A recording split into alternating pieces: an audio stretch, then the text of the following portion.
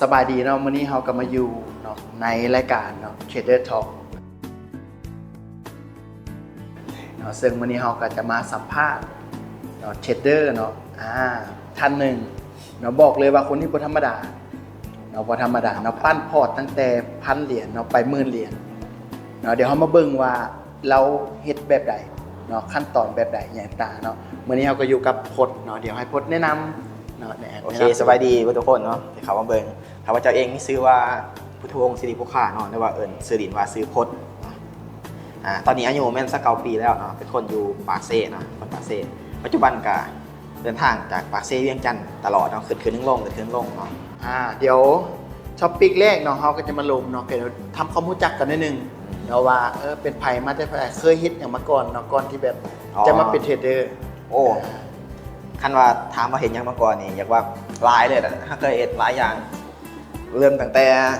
เคยเป็นนักศิลปะนักแต้มกดแกะสลักเนาะจนมาเป็นนักออกแบบกราฟิกจนขยับตัวเองมาเป็นสร้างภาพเองจนปัจจุบันขยับมาเป็นเทรดเดอร์ถือว่าเบียกที่เฮ็ดนี่เกี่ยวข้องกับเรื่องของศิลปะศิลปะล้วนๆแต่ก็ห้องเพลงพอยังมีห้องเพลงนะมีห้องเพลงอีกห้องเพลงนะแสดงว่าเป็นคนที่มักแต้มมักอย่างอยู่ละเป็นคนงานอดิเรกน่าจะเฮ็ดประจำอยู่ปัจจุบันนี้อันนี้ก็ยังเฮ็ดอยู่เนาะก็เป็นคนอยู่ปากเซมันบอกเป็นคนอยู่ปากเซเกิดอยู่ปากเซเลยเนาะเชื่อเลยว่าหลายๆคนเนาะที่เคยเห็นหน้าตาเนาะอาจจะเคยเห็นเนาะแวบๆเนาะอยู่ในกลุ่มเนาะปกติเพิ่นก็เป็นคนหนึ่งที่แบบแบ่งปันความรู้เนาะมักแชร์ข้อมูลต่างๆเนาะลงในกลุ่มของเนาะ Forex เนาะอยู่ในกลุ่มของเราถ้าผู้ใดอยู่นั้นก็น่าจะจื้อหน้าเพิ่นดีเนาะโอเคเดี๋ยวเราลองมาล้มกันเบิ่งว่าจุดเริ่มต้นเนาะที่เข้ามาเทศนี่เรามีความคิดแบบใดและเป็นอย่างคือแบบอาชีพเขาก็มีเนาะเขาก็มีเวียกเฮ็ดแล้วก็เฮ็ดหลายอย่างธุรกิจหลายอย่างปัจจุบันนี่ก็เฮ็ดอยู่แม่นบ่เฮ็ดอยู่ปัจจุบันนี่ก็เฮ็ดอยู่เป็นคนที่เฮ็ดได้หลายอย่างความสามารถหลากหลายแล้วคือสนใจเรื่องการเทรดต้องย้อนกลับไปแบบตอนปี2016เนาะเพราะว่าเฮาเริ่มเทรดครั้งแรกนี่แม่นปี2016วันที่3เดือนเก่าให้เจอวันที่ไหนครับเจอวันที่เดือนไหนว่าเทรดตอนไหนพอดีมันถือวันเกิดของตัวเองเนาะเฮามีสิ่งหนึ่งของทุกๆปีว่าถามว่าวันเกิดตัวเองปีนั้นเขาจะเห็นยังเพิ่มเป็นการเห็นสิ่งใหม่ๆให้ตัวเองหรือว่าการเปิดโอกาสให้ตัวเองเห็นสิ่งใหม่แล้วบังเอิญนะมื้อนั้นเขาไปเห็นTikTokมาซะเห็นคนปั่นพอร์ตแล้วเขาก็สงสัยอยู่เห็นคนเทรดน่ะเห็นเงินเป็น USD เนาะ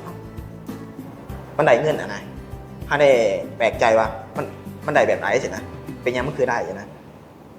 แต่เขาเข้าใจว่าเป็นการเทรดนะก็ได้เฮาก็เริ่มศึกษาตั้งแต่ตอนนั้นมาว่ามันได้เงินโดยที่ได้เทรดจังไดต่างๆอันนั้นจะเป็นจุดเริ่มต้นแรกเลยที่เฮาเริ่มเทรดแต่ว่าจุดเริ่มต้นแรกของเฮานี่มันค่อนข้างแบบงุ่มเหมือนแห้งเลยอ่ะเริ่มจากเฮาไม่ไปแนะนำเลยไม่ไปสอนเขาเลยนะแบบเฮาเองอยากลองศึกษาเองเริ่มตั้งแต่ไปโหลด MT5 มาเฮาบ่ฮู้อันรายการตัวโคเงินต่างๆมาเรียนกันเป็นเขียนตัวเลขเฮาบ่ฮู้เลยว่าเป็นหยังซับซ้อนเลยตอนนั้นบ่ฮู้กันว่ากดบายกดเซลอยู่ไสบ่ฮู้เลยกดบายกดเซลเลยเฮายังบ่ฮู้ซ้ำว่าจะปิดออเดอร์อยู่ไสแต่ตอนนั้นเฮาก็งงว่าเฮาคือบ่บอก YouTube นะตอนนั้นงงตอนนั้นแต่ถ้าเฮาไปงมเหมือนก่อนเลยนะแล้วเฮ็ดจังได๋จึงฮู้ลองแม่นแล้วลองกดหัวไปเรื่อยๆจังนะลองกดมั่วไปแล้วก็ถึกว่าอันนี้มันคู่เงินต่อจึงฮู้แม่นบ่อันนี้มันหลอดไส้แม่นบ่เวลากดแล้วมันติดลบมันเป็นแบบนี้ออกลอดหลายติดลบหลายออกน้อยติดลบน้อยแม่นเฮางมเหมือนแบบนี้ประมาณเป็นเดือนแม่นถ้าเฮาเบิ่ง YouTube อาจจะใช้เวลาแต่มื้อเดียวแต่ว่าเฮางมเองเป็นเดือนจนกว่าเฮาจะเข้าใจโอ้โหแสดงว่าบ่ธรรมดาเนาะก่อนที่จะฮู้เรื่องนึงนี่ใช้เวลาหลายมื้อเติบได้บ่ว่าต้องลองเบิ่งอันนี้มันปุ่มหยังแบบนี้เพราะว่าตอนนั้นเฮายังบ่ฮู้ว่ามีคนอื่นเทรดคือกันนะเฮาคิดว่าแต่มีแต่ต่างประเทศมันได้เฮ็ดให้เฮายากที่จะไปปรึกษาคนอื่นหรือว่าถามคนอื่นนะแต่ก็อีกอย่างครับฮู้จักเขาสินะเฮาบ่กล้าที่จะถามนะโอ้โหเนาะถือว่า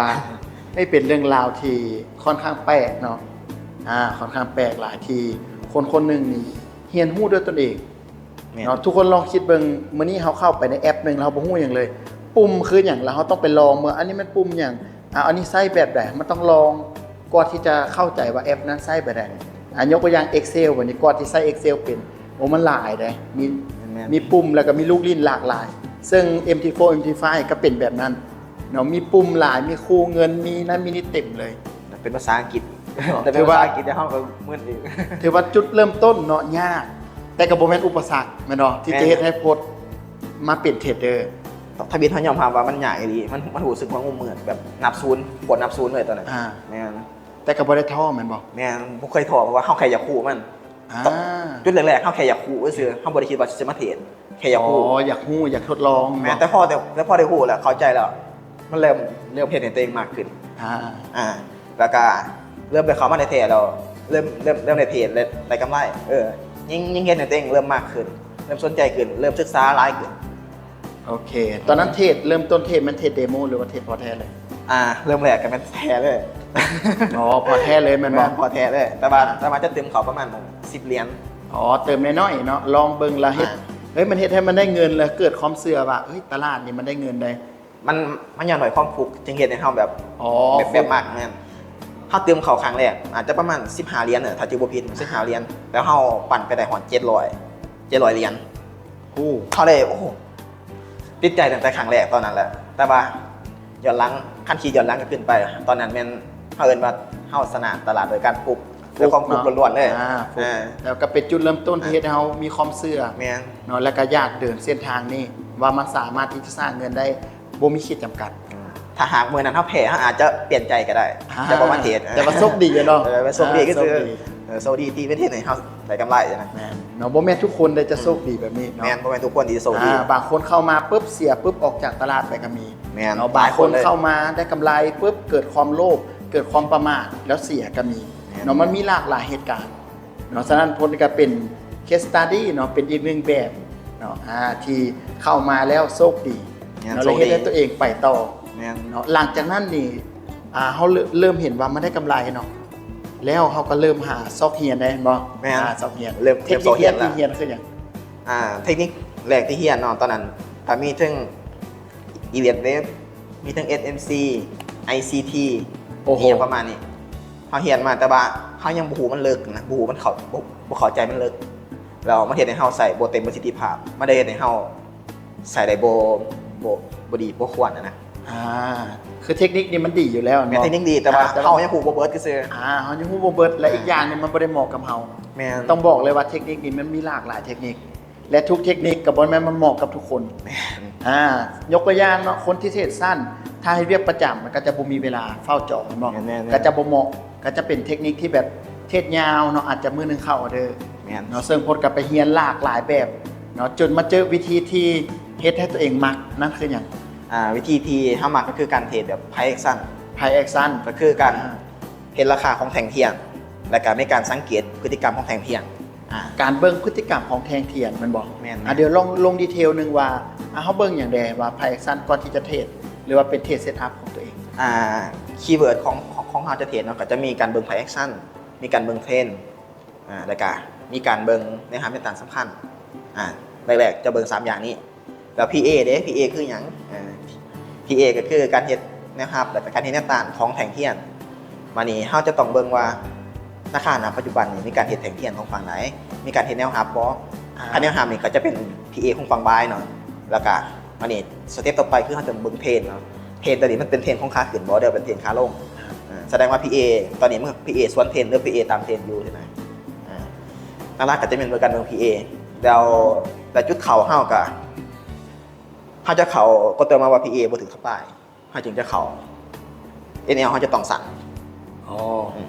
แสดงว่าเฮาเบิ่งเทรนนั่นบ่ แม่น เทรนนี่น่าจะเป็นองค์ประกอบหลักกับแนวรับแนวต้านแม่นบ่ แม่น แล้ว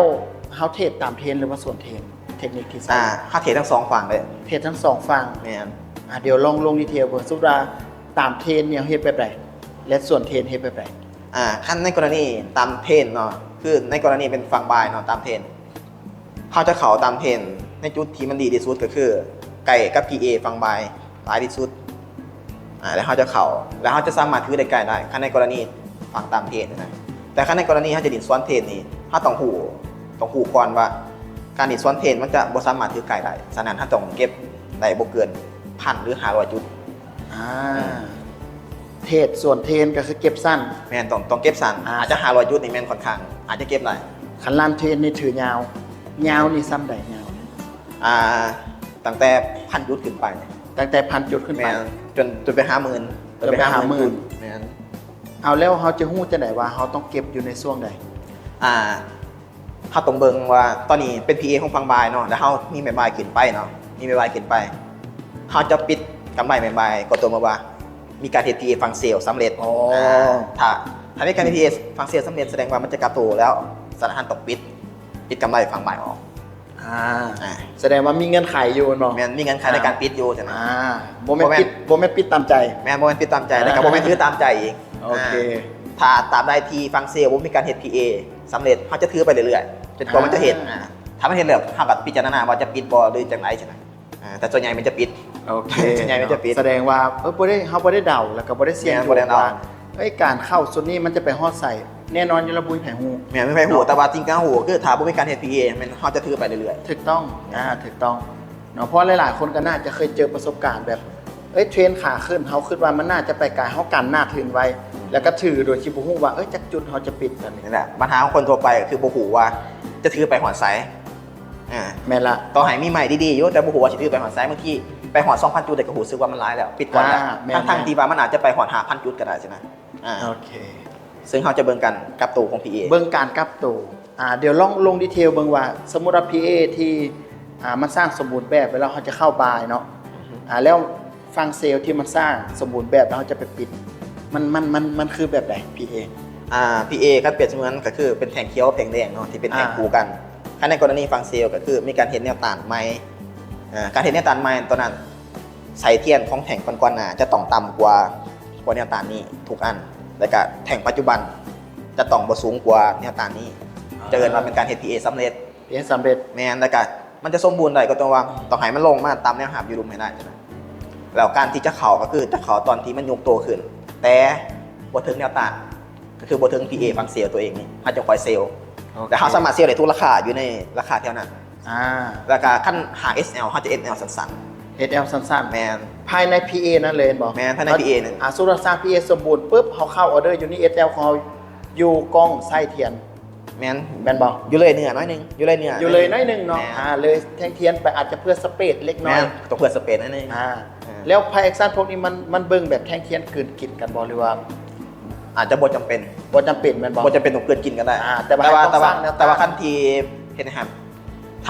ถ้าจะให้มันใจคือจะต้องให้ลงไปตามแนวครับลุมให้ได้ก่อน อ๋อโอเค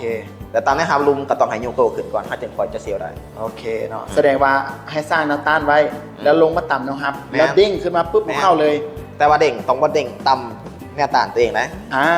ขั้นต่ำแนวต้านนี่ก็ถือว่าเบอร์ซิตแล้วดินบ่ได้แล้ว โอเคอันนี้ก็คือเงื่อนไขการสร้าง PA ที่สมบูรณ์แบบ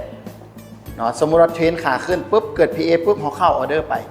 แล้วรอจนกว่าที่จะเกิด PA ฟังเซลล์สมบูรณ์อีกจึงปิด ถ้าบ่สมบูรณ์ก็คือรันออเดอร์ไปเรื่อยๆ บางทีมันอาจจะเฮ็ด PA กับตัวได้อยู่ในกรณีคือใหม่ๆเนาะเฮ็ด PA ปุ๊บกำลังเฮ็ดได้แทงเดียวปุ๊บแทงถัดไปมันทำลายเลยทีนี้เขาก็สามารถถือต่อได้อีก อ๋อ ก็ถือทำลายเขาถือต่อได้อีก โอเค เคยถือออเดอร์หลายสุดนี่จากมือ จักมือบ่โอ้ต้องเอาเป็นเดือนนะ เป็นเดือน แม่นเป็นเดือนหลายเดือนอีก รายเดือนเลย อาจจะประมาณ3เดือน 3 เดือน แม่นอยู่ที่ ถือออเดอร์ 3 เดือน เนี่ย โอ้โห อ่า แบบถือแบบบุมีการแบ่งปิดบ่อย่างเลย บ่ได้แบ่งปิดเลย ถือแบบ3เดือนเลย จะปิดออเดอร์ก็ต้องเมื่อว่าเกิด PA ฟังเซลล์เท่านั้น แม่น ถือว่าวินัยนี่สมควร แม่นต้องใจเย็นนะคันว่าหายใจห่อนี่ก็อยากว่าปิดไปตั้งแต่1,000 จุดแรกแล้ว โอเคเนาะอันนี้ก็เป็นแบบเรื่องราวเนาะของเทคนิคของเทคนิคที่ใช้ในเรื่องของการเทรดอยู่เนาะก็จะมีเรื่องของระบบเนาะซึ่งพจน์ก็เป็นคนหนึ่งที่แบบตามหาเนาะตามหาระบบเทรดอย่างต่างๆกับบริต่างจากนักเทรดทั่วไปที่เข้ามาในตลาดเนี่ย บ่ต่าง ก็ไปซอกหาเทคนิคเนาะว่าเทคนิคนั้นดีเทคนิคนี้ดีเขาก็ไปเรียนรู้ต่างๆเนาะสุดท้ายทุกคนจะมีเทคนิคที่ตัวเองมัก แม่น เนาะซึ่งมื้อนี้พจน์ก็เลือกไส้ price action แม่น เนาะแล้วก็เลือกวิธีการปั้นพอร์ตแล้ววันนี้อยากถามพจน์ว่าเป็นอย่างเขาคือคิดอยากที่จะปั้นพอร์ต ตอบได้บ่ยากเลยนะว่าเป็นยังคือปั่นพอร์ตก็ย้อนว่าถ้าบ่มีเงินขึ้นที่มันหลายคนอื่นถ้าไม่ขึ้นแน่นอนแต่ว่าการที่จะขึ้นในยังก็คือต้องปั่น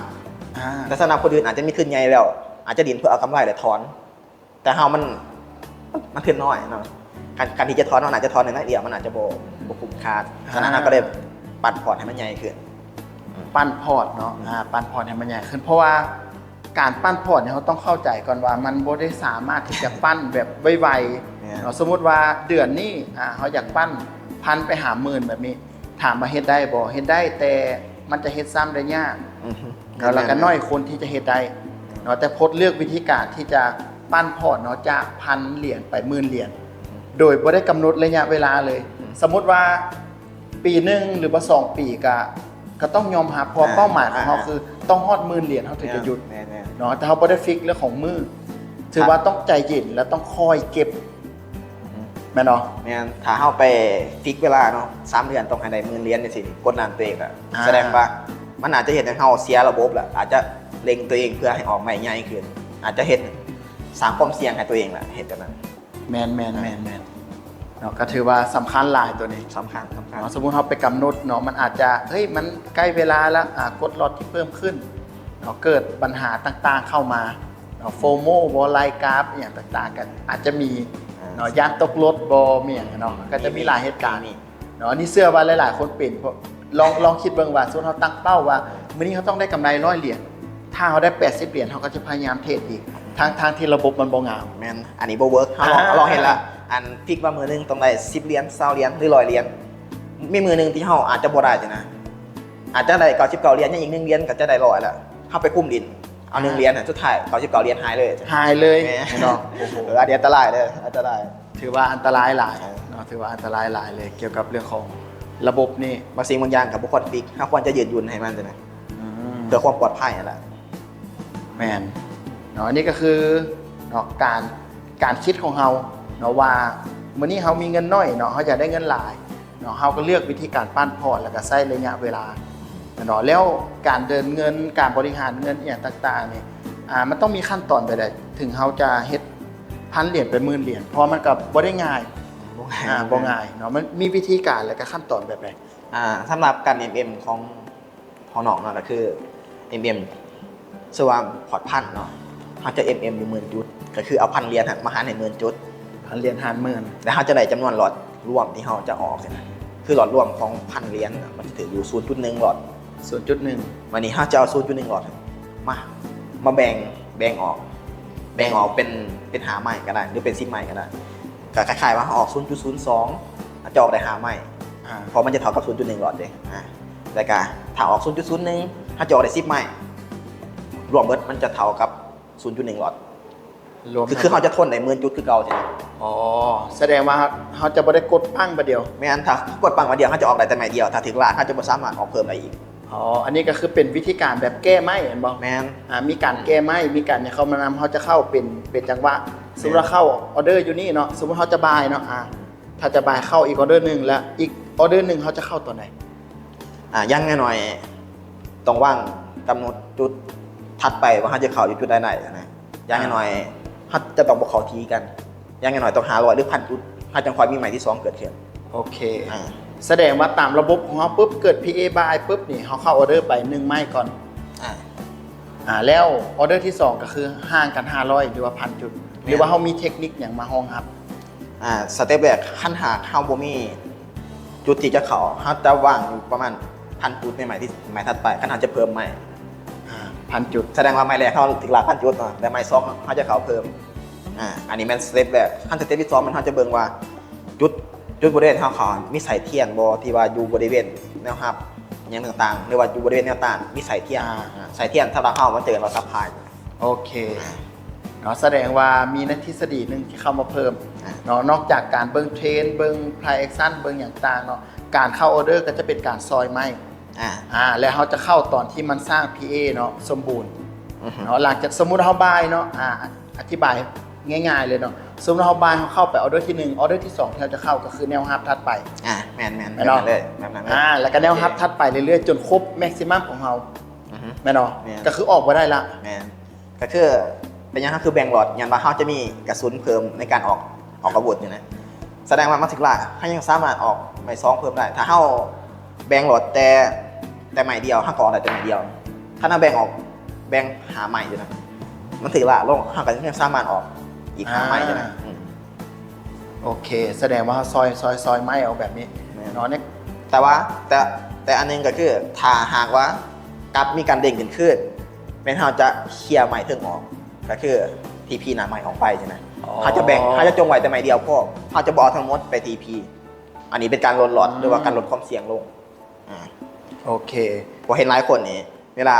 ถึงลากก็ออกเนาะเวลาบวกปุ๊บเลยจงไว้วัตถุใหม่ใช่ไหมอันนี้บอดีสำหรับเขาเป็นบอดีไปได้แล้วการจงไม้ของเขาจงไม้เทิงหรือไม้หลุมสมมุติว่าต้องจงไม้ที่ดีที่สุดไว้จงไม้ที่ดีที่สุดไว้มันเนาะส่วนราคาที่บอดีเขาก็ปิดออกมีการแต่ปิดแบบกำไรปิดแบบกำไรเนาะแล้วก็มีการหน้าทืนไว้แล้วก็ลันเนาะแล้วระหว่างทางนี่มีเติมออเดอร์อีกบ่มีเติมไม้อีกบ่ถ้าส่วนใหญ่สำหรับเขามันจะบ่ได้เติมถ้าในกรณีแบบไม้รันเนี่ยมันเขาจะบ่ได้เติมแต่ว่าถ้าในกรณีแบบเขาจะดินสั่นเพื่อเก็บกำไรมันเขาจะเขาออเดอร์บางทีอาจจะเขาฟังเซลก็ได้เขาฟังวายก็ได้ในระหว่างทางนะระหว่างทางที่การมันกำลังขึ้นไปโอเคแสดงว่ามีเก็บสั้นไประหว่างทางนะตัวเก็บสั้นนี่แหละมันเจนนะครับเพื่อบาลานซ์ขึ้นไปแต่ว่าเก็บเงามันได้แสนในอย่างไกลใช่ไหมแต่ว่าการที่เขาจะดินพรเงาดินถือเงาหลอดเขาจะต้องบ่ใหญ่ถ้าเขาหลอดใหญ่ปุ๊บนี่ใจเขาไปละใจเขามันทนมาได้เพราะว่าถ้าหอก1หลอดแต่จะถือเงาใช่ไหมเขาถือบ่ได้เพราะว่าใจเขามันทนมาได้ใช่ไหมขยันในกรณีที่ว่าถือไปไกลแล้วมันลงมาคืนใช่ไหมจากที่4 บวกจากบวกเป็นพันเหรียญแหละ5 บวกปิดใช่ไหมสุดท้ายการมาลงเป็นพันใจเสียใช่ไหมทันการที่เขาจะถืออะไรต้องหลอดต้องบ่ใหญ่แสดงว่าออเดอร์บ่เอิ้นออเดอร์เนาะเอิ้นเซตอัพหนึ่งเนาะสมมุติเฮาเทสเซตอัพนี้เนาะเฮาวางแผนวาง MM อย่างเรียบร้อยปุ๊บนี่ถือไปจนมันสร้างไพแอคชั่นกับตัวปุ๊บเฮาก็ปิดแสดงว่าจบเซตอัพหนึ่งหลังจากนั้นก็รอเซตอัพต่อไปแม่นจะเฮ็ดแบบนั้นเรื่อยๆแม่นบ่แล้วก็ระหว่างนั้นก็มีเก็บสั้นไปแล้วเก็บสั้นนี่เฮาใช้กลยุทธ์แล้วก็วิธีแบบใดเฮาจะเทรดbuy action แบบสกอร์ปิ้งของ buy action สกอร์ปิ้งเลยก็คือ buy action ก็คือเป็นแทงเทียนณปัจจุบันที่ยังบ่ทันจบแทงแล่นไปแล่นมาจังซี่ล่ะแล้วเราจะใส่จังหวะนั้นในการสกอร์ปิ้งจะสามารถสกอร์ปิ้งได้ตั้งแต่ไทม์เฟรม4 ชั่วโมงจนลงฮอด M1 แล้วมื้อนึงนี่หลายพอสกอร์ปิ้งนี่เฮาสกอร์ปิ้งแต่ช่วงเช้าเพราะว่าช่วงเช้ามันจะเป็นช่วงที่บ่มีวอลลุ่มเพราะว่าการสกอร์ปิ้งก็คือจะต้องเทรดในช่วงที่บ่มีวอลลุ่มแปลว่าตลาดอเมริกานี่ห้ามเด็ดขาดห้ามเลยเพราะว่ากราฟนี่มันกระจักซากเนาะเพราะว่าสกอร์ปิ้งมันใหม่ใหญ่เด้มันหลอดใหญ่แล้วออกล็อตใหญ่แล้วก็เก็บสั้นเก็บน้อยจะเก็บสั้นฉะนั้นมันบ่เหมาะแก่กันสิจะเอาไปเทรดในช่วงวงอเมริกาเฮ็ดหลายบ่แต่ละมื้อขึ้นกับจังหวะคันว่าจังหวะมันดีเนี่ยเฮาจะแล้วแต่จังหวะคันมื้อนั้นเฮาอาจจะบ่วางหรือว่าเฮาบ่อยากเสี่ยงมันซะเฮาก็บ่ดีเพราะเฮามีใหม่ที่มีกำไรอยู่แล้วใช่มั้ยที่เฮาสามารถเสี่ยงได้อย่างว่าเฮามีใหม่ที่รันยาวมาเฮามีกำไรสต็อกไว้อยู่แล้วใช่มั้ยเฮาเลยกะที่จะสกอร์ปิ้งแสดงว่าจะสกอร์ปิ้งได้ก็ต่อเมื่อว่าเฮามีกำไรที่ห้องทองไว้แม่นขั้นเขามาครั้งแรกปุ๊บก็นั่งฟิล์มพอร์ตเขาได้สิสกอร์ปิ้งเลยแบบนี้บ่แนะนำเฮาบ่ได้นะเพราะว่าเฮาบ่มีกำไรเลยแปลว่าเก็บไปเนาะเก็บไปขึ้นตามจังหวะบ่แม่นว่าตอนเช้ามันบ่มีวอลลุ่มบัดนี้เฮาจะไปบายเซลล์แบบนี้บ่ได้เฮาต้องรอท่าเซตอัพแล้วก็จังหวะแม่นต้องเป็นงามเราการสกอร์ปิ้งนี่จะต้องมีจุดย่อเหมือนกันไม่ว่าจะมี SL เหมือนกันมี SL เหมือนกันแม่นเพราะว่าสกอร์ปิ้งมันเป็นไม้ใหญ่ฉะนั้นเฮาจะบ่เฮ็ดอีหยังที่มันเสี่ยงต่อพอร์ตตัวเองแล้วเฮาจะเบิ่งบ่ได้ว่าเฮาจะสกอร์ปิ้งได้อันนึงก็คือช่วงระยะเวลาในการที่จะปิดไทม์เฟรมส่วนเฮาสิเทรดไทม์เฟรม1 ชั่วโมงใกล้จะปิดไทม์เฟรมแล้วเนาะกราฟมีการทุบลงสินะทุบลงเป็นแท่งแดงสินะต้องปล่อยให้ปิดแท่งก่อนปล่อยให้มันติดแท่ง M S1 เนาะ S1 แล้วก็แท่งถัดไปถ้ามีการย่อลงเฮ็ดไซด์เฮาจะเข้าตอนนั้นเข้าตอนที่เฮ็ดไซด์เพราะว่ามันมีโอกาสที่จะดันขึ้นไปถึงแต่ว่าจุดที่เฮาจะ TP เฮาจะต้องเบิ่งไซด์ก่อนว่ามันมีไซด์อยู่ถึงบ่ที่จะให้เฮา TP ได้มันต้องหาจุด TP ให้ได้ใช่มั้ยแต่ว่าเฮาต้องประเมินก่อนว่าถ้าเข้าจุดนี้แล้วจุด TP เฮามันถูกบ่ใช่มั้ยคันมีแต่จุด TP 200 จุดแลกกับถึกลาก500 จุดจังซี่เฮาก็บ่เอาใช่มั้ยถ้าถึกลาก 300 จุดแลกกับ TP 800อย่างที่เฮาเอาใช่ไหมแม่นกาเสียงได้เบิ่งที่ความคุ้มค่าแม่นเบิ่งที่ความคุ้มค่าก่อนเฮาสิสกอปปิ้งโอเคเนาะสกอปปิ้งก็เอาง่ายๆก็คือเฮาเบิ่งไทม์เฟรมตอนที่มันปิดแม่นไก่จะโค้ดโพซิชั่นไก่จะปิดแท่งเนาะเพราะปกติในแท่งเทียนเนี่ยถ้าทุกคนสังเกตเห็นเวลาปิดนี่มันจะมาขึ้นๆลงๆแม่นตอนปิดแท่งกับตอนเปิดแท่งใหม่ๆกับจะมีการกระสานหรือว่ามีการแลนแห้งในช่วงนั้นทุกไทม์เฟรมเลยสังเกตได้แมนอันนี้ก็เบิ่งคือกันเนาะเวลาที่มันจบแท่งเทียนเป็นอย่างกราฟสมมติว่าเทนมันเป็นขาลงเนาะเวลาปิดแท่งแดงปุ๊บมันมาขึ้นไปก่อนแล้วก็ทอดไส้ลงมาเนาะเขาหาจังหวะนั้นในการสกอปปิ้งแมนสกอปปิ้งก็แบบนั้นเลยแต่ว่าต้องเบิ่งความคุ้มค่านะมันบอกแมนต้องความคุ้มค่านะเพราะว่าไม่กับไม่ใหญ่เนาะสกอปปิ้งออกไม่ใหญ่แล้วก็มีเอลอีกได้ปุ๊บอันนี้เขาจะปล่อยให้ถึงลากเด็ดขาดแมนปล่อยให้ถึงลากเพราะว่าปัญหาตัวนี้มันจะใหญ่กว่าทั่วไปเลยเห็ดมันอาจจะทำลายขอดเท้าแตกเลยถ้าหาข้าวบมีจุดย่อใช่ไหมคันหาข้าวจะบ SL เขาจะต้องเฮดจริงไว้แล้วเขาจะต้องมีจุดที่จะต้องเฮดจริงจะต้องมีจุดที่จะต้องเฮดจริงต้องประเมินไว้ก่อนมาจุดไหนที่เขาจะเฮดจริงอาหารมันต่ำแสดงว่าโอ้มื้อนี้ก็ได้ความรู้หลายเนาะได้ความรู้หลายเลยที่มาแชร์วิธีการถือว่าโพสต์ก็ได้ลองเหมือนบอกได้ลองหลากหลายวิธีลองเฮ็ดอย่างต่างๆอันที่ออกมาเว้านี่วิธีที่เฮ็ดทุกมื้อนี้แล้วก็ใช้อยู่ทุกมื้อนี้เนาะแล้วก็เป็นวิธีที่สร้างเงินแล้วก็สร้างให้ตัวเองว่าสำเร็จมาในระดับหนึ่งในเรื่องของการเทรดเนาะแต่บอกเลยว่าก่อนที่จะมาฮอดจุดนี้ก็บ่ได้ง่ายนะเนาะเดี๋ยวโพสต์ลองเล่าเบิ่งว่าก่อนที่เฮาเทรดได้แบบนี้นี่เฮามีการซ้อมแบบใดบอกเรื่องการสอบนี่ถือว่าบ่ต่างหยังกับสอบกีฬาเลยคันเปรียบเสมือนกีฬาแลนเนาะถ้าหากถ้าอยากไปแลนเรามีงานแข่งขันหนึ่งที่เราจะต้องไปแข่งขันถ้าเราไปแข่งขันเลยโดยที่บ่มีการฝึกสอบเราคิดว่าเราสิชนะเขาได้บ่มีทางที่เราสิชนะคนสอบได้การเทรดคือกันถ้าหากเราบ่มีการฝึกสอบบ่มีการฝึกฝนกลยุทธ์บ่ฝึกสอบทางกายบ่ฝึกความจิตใจสิไปสู้กับคนในตลาดถ้าสู้บ่ได้ใช่ไหมต้องให้สู้ได้อาจจะบ่คุ้มค่าหรืออาจจะเฮ็ดซ้ำบ่ได้ชนะได้อยู่แต่เทื่อเดียวเทื่อหน้าอาจจะบ่ชนะเขาใช่ไหมฉะนั้นก็จะต้องสอบก่อนถ้าเราสิใส่กลยุทธ์นี่เราควรจะมีการแบ็กเทสการเทียบ 10% แบ็กเทสอาจจะ 40% แต่ว่า forward test ต้อง 60 forward test คือต้องเบิ่งกราฟตัวจริงนำนี่นะเพราะว่าการ forward test มันสิสร้างความมั่นใจให้เราหลายกว่าใช่มั้ยนั่นล่ะก็คืออยากให้สอบก่อนเราสิใส่เทคนิคไปใส่ในพอร์ตจริงใช่มั้ยก็คือซ้อมเลยต้องซ้อมแบบหนักเลยแม่นซ้อมนะคือเรานี่สอนแรกๆถ้าสอนแบบตั้งแต่เปิดตลาดจนถึงปิดตลาดจะ4 ชั่วโมงจะ4 ชั่วโมงและซ้อมแบบเรียนมือกันบอกกันมาสัก4 ชั่วโมงมื้อแรกมื้อต่อไปบ่มีแฮงเลยก็คือจะรับเลยแต่ว่าถ้าสอบหนักใช้ระยะเวลานี่ดุลปานใดขั้นต่ำคิดว่ามันควรจะเป็น2 เดือนขึ้นไป2 เดือนแม่นเพราะว่าตลาดใน2 เดือนทวีตนี่มันอาจจะมีพฤติกรรมประมาณนี้ใช่ไหมกระสาขึ้นกระสาลงแฮงแต่ในเดือนที่2มันอาจจะเป็นมีการพุ่งขึ้นไปทางเดียวใช่ไหมฉะนั้นถ้าต้องดูให้เกิน2 เดือนขึ้นไปเพื่อจะเบิ่งพฤติกรรมที่แตกต่างกันนะเพราะว่าแต่ละเดือนมันจะบ่คือกันถ้าซ้อมเดือนเดียวอาจจะเห็นพฤติกรรมเพียงแต่เดือนเดียวใช่ไหมเดือนที่2อาจจะบ่เคยเจอใช่ไหมเมื่อบ่เคยเจอแล้วอาจจะหามือมันบ่ไหวใช่ไหมอาจจะเห็นถึงความเสียหายได้แมนถือว่าประสบการณ์ก็เป็นเรื่องที่สำคัญว่าสำคัญสำคัญนะสำคัญหลายเลยเนาะเรื่องนี้ถ้าเรามีประสบการณ์น้อยเขาไปเจอเหตุการณ์ที่เขาบ่เคยเจอเขาก็เอาตัวรอดได้ยากเนาะแต่โพสต์ก็คือได้อยู่กับกราฟเป็นเดือนเลย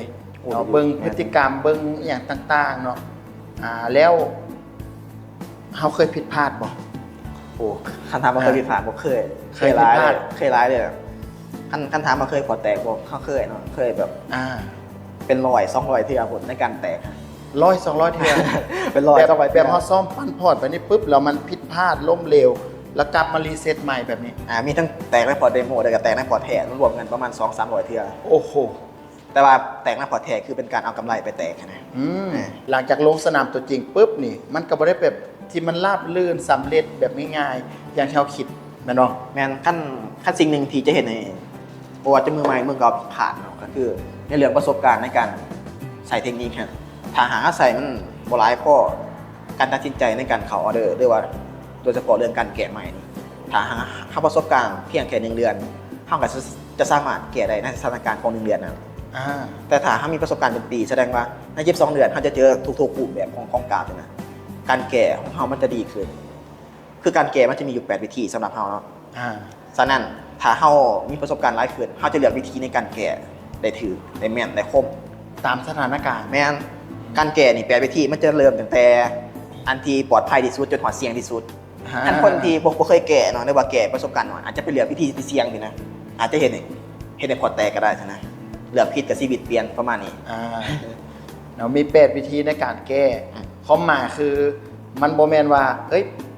เราเลือกวิธีใดมาแก้ก็ได้เนาะสถานการณ์มันมีหลายสถานการณ์เราต้องเลือกว่าสถานการณ์แบบนี้เราจะเอาตัวนี้มา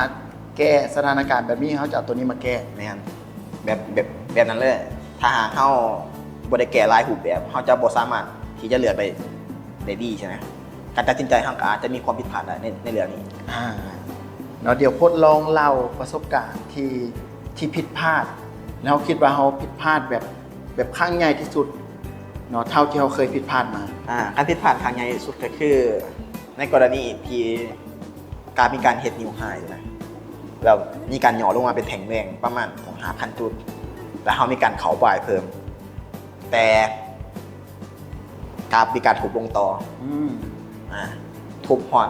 10,000 จุดแล้วเขาคิดว่ามันจะสุดแหละเขาจะนั้นสไนเปอร์หรือว่าออกมาใหญ่ขึ้นเพื่อไปเคลียร์ใหม่เถิงแต่กราฟ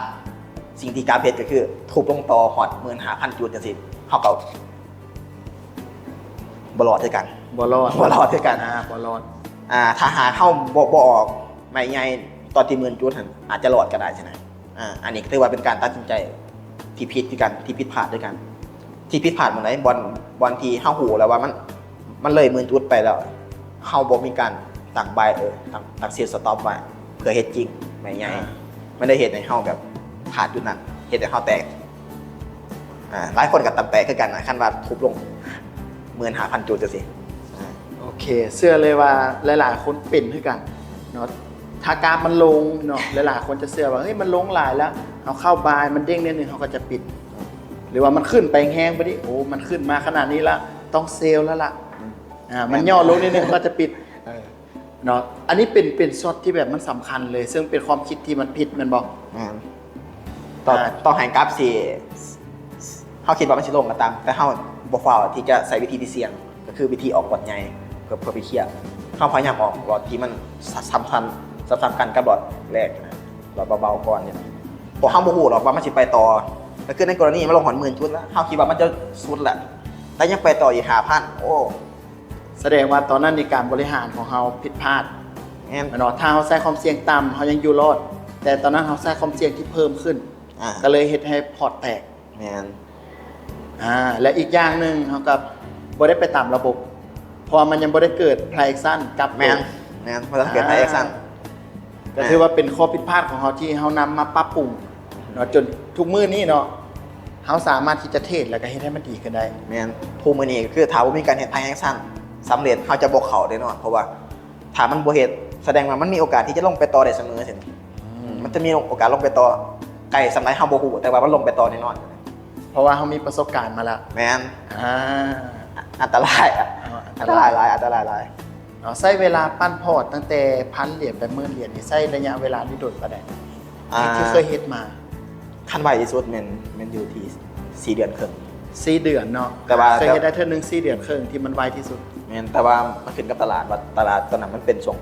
โบราณบ่ได้ว่ามันแล่นหลายสำนักตลาดงานแต่ถามมันบ่แล่นจังซี่นี่อาจจะใช้เวลา6 เดือนหรือเป็นปีก็ได้จังกว่าเฮาสิถือไปได้กันมันขึ้นกับตลาดด้วยกันแสดงว่ารอท่าตลาดขาดตลาดงามตลาดมันให้เขาก็ได้ขาดตลาดมันบ่ให้เขาก็ต้องรอไปแต่ว่าสิ่งที่สำคัญในการปั่นนี่ก็อยากให้ทุกคนคำนึงถึงความปลอดภัยก่อนเลยเพราะหลายคนจะโฟกัสที่กำไรโอ้ยอย่าได้กำไร10,000ไม่ไหวเนี่ยใช่ไหมแต่ว่าบ่เคยคิดว่าถามมื้อนึงตลาดมันลิ้นงานเฮาใช่ไหมหรือว่าเฮาผิดพลาดคิดผิดพลาดอย่างสักอย่างนะอยากใจใหญ่มาซะถ้าก็ต้องป้องกันตัวเองฉะนั้นความปลอดภัยต้องมาก่อนบ่ว่าอีหยังก็ตามเลยนะสิกำไรน้อยหรือหลายก็ตามความปลอดภัยต้องมาก่อนมื้อนั้นบ่ได้กำไรก็ตามขอแต่อยู่เท่าโตหรือเท่าทึนแต่นะบ่เสียทึนไปนะก็พอเด้อนะโอเคเนาะเนาะสุดท้ายเนาะ อยากให้พดลองฝากเนาะคนที่แบบอยากมาซ่อมเนาะหรือกำลังฝึกแบบปั้นพอร์ตอยู่เชื่อเลยว่าอยู่ในลาวเฮานี่มีหลายคนเนาะที่สนใจเรื่องของการปั้นพอร์ตและก็กำลังหาวิธีหามุมมองหาไอเดียอย่างต่างๆเนาะอยากให้พดลองฝากเพิ่นสำหรับคนที่อยากจะเฮ็ดเกี่ยวกับเรื่องนี้อยู่ หรือกำลังเฮ็ดอยู่แต่ผมประสบผลสำเร็จต้องบอกคนต้องบอกก่อนอื่นมดต้องบอกก่อนนะว่าการปั่นพอร์ตนี่มันเป็นอย่างที่ต้องรอถ่าต้องอดทนแล้วก็ในการปั่นพอร์ตมันจะต้องสิ่งหนึ่งที่ต้องคำนึงคีย์เวิร์ดมันก็คือจะต้องความปลอดภัยตัวเป็นอันดับที่หนึ่งเลยถ้าเฮาความปลอดภัยบ่ได้เด้อบ่ปั่นก็ได้จะได้มันก็มีโอกาสแตกจะมือหนึ่งฉะนั้นความปลอดภัยต้องมาก่อนแล้วอันดับที่สองคือจะต้องเฮ็ดตามแผนให้ได้อันดับที่สองคือต้องเฮ็ดตามแผนให้ได้มันจะต้องครอบคลุมกันปลอดภัยเลยก็ต้องเฮ็ดตามแผนให้ได้บ่แม่นว่าต้องทนลากก็ทนลากได้ว่าตอนจะ TP แล้ว TP ก่อนบ่ได้นะต้อง TP ตามแผนที่เราต้องการหรือว่าที่มันสามารถ TP ได้เท่านั้นต้องตามแผนอย่างเดียวก็มีประมาณนี้เนาะส่วนวิธีการจะปั่นพอร์ตด้วยเทคนิคไหนก็สามารถปั่นได้สิ่งที่สำคัญก็คือความปลอดภัยแต่ก็เฮ็ดตามแผนให้ได้ประมาณนี้โอเคเนาะถือว่าเป็นคีย์เวิร์ดที่สำคัญเนาะเพราะระบบนี่มันมีหลากหลายบนโลกใบนี้โอ้โหเขาจะใช้วิธีการใดก็ได้วิธีการได้ก็ได้แต่สิ่งที่สำคัญจะมีอยู่2ข้อคือความปลอดภัยและต้องเฮ็ดตามแผนนี่แหละและต้องเฮ็ดตามแผนเท่านั้นได้นะต้องเท่านั้นคันออกแผนน่ะก็คือว่าเจ้าจบเลยเนาะขบวนการผิดคันได้ก็ถือว่าโชคดีไปแต่ว่าถ้าเสียถือว่าจะเฮ็ดให้เฮาเสียความมั่นใจแน่นอนระวังตัวนี้โอเคเนาะก็ถือว่าเป็น2ข้อที่สำคัญและก็ดีเนาะสำหรับคำแนะนำเนาะของพจน์เนาะมื้อนี้ก็ต้องขอบใจเนาะพจน์เนาะที่มาแชร์ประสบการณ์เนาะในรายการ Trader Talk มื้อนี้โอเคเนาะขอบใจพจน์เนาะขอบใจอาจารย์เตยหลาย